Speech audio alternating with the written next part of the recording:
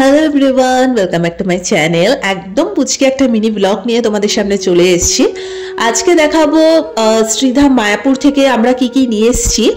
তো ফার্স্টেই দেখিয়ে দেব যে ছোট্ট নাড়ুগোপাল এবং নারায়ণের জন্য খুব সুন্দর দুটো জামা নিয়ে এসেছি। আমরা চাইলেই সোয়েটার আনতে পারতাম, কিন্তু শীতকাল তো আর বেশি দিন নেই। তাছাড়া অলরেডি তোমরা দেখেইছো যে শ্রীকৃষ্ণ বা গোবিন্দ যাই বলো না কেন, মানে ছোট্ট নাড়ুগোপালের জন্য আমরা অলরেডি 4 জোড়া সোয়েটার অর্ডার দিয়েই দিয়েছিলাম, সেটাই আমরা পরাচ্ছি। আর তাই জন্য নতুন করে সোয়েটার কিছু কিনলাম না, যেহেতু সামনে গরম আসছে, তাই খুব সুন্দর দুটো জামা নিয়ে এসেছি।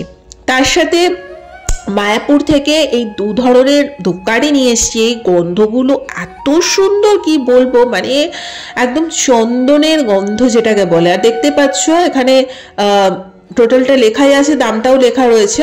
তো বেশ সুন্দর, মানে অনেকগুলো কাঠি এর ভেতরে রয়েছে এবং দুটো গন্ধই অপূর্ব সুন্দর। আর তার সাথে আমি যে ভগবত গীতা যেটা নিয়ে এসেছিলাম, তার সাথে এই ক্যালেন্ডারটা, এই বছরের ক্যালেন্ডারটাও আমাদেরকে ফ্রি দিয়েছিল। আর সেখানে শ্রীকৃষ্ণদেব এবং শ্রী রাধারানীর এত সুন্দর ছবিটা রয়েছে ক্যালেন্ডারটায়, অপূর্ব লাগছিল।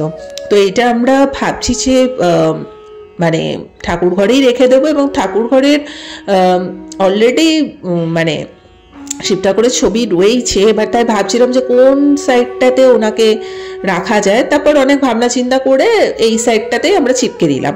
তো তোমরা একটু দেখো কত সুন্দর লাগছে।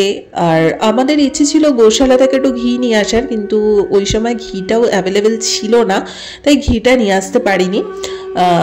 তো যাই হোক, ঠিক আছে, কোনো অসুবিধা নেই।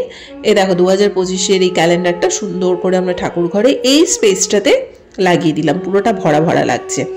আর আরেকটা জিনিস দেখিয়ে দিচ্ছি, আমরা যখন পুরীতে গেছিলাম সেই সময় যে ধ্বজাটা দিয়েছিল, তোমাদের আমি ভিডিওতে দেখিয়েছিলাম অবশ্য, সেই ধ্বজাটাও কিন্তু আমরা একদম মানে আমাদের মন্দিরে ঢোকার মুখেই এখানে আমরা বেঁধে রেখেছি। এটাই সেই ধ্বজাটা, লাল কাপড়ে মুড়ে।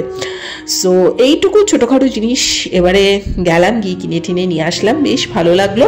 আর ধূপকাঠিটার গন্ধটা সত্যি ভীষণ মিষ্টি একটা গন্ধ। তো ভালো করে আজকে পুজো টুজো দিয়ে দিলাম ঠাকুরকে।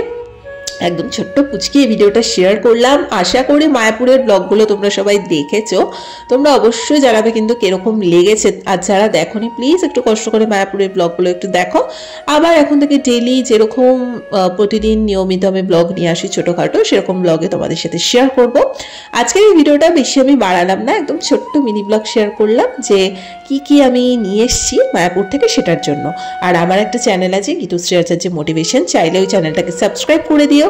ওই চ্যানেলে আমি একটু একটু করে ভগবত গীতা নিজেও পাঠ করছি, এবং ওই চ্যানেলে তোমাদের সাথে সবটা শেয়ার করব।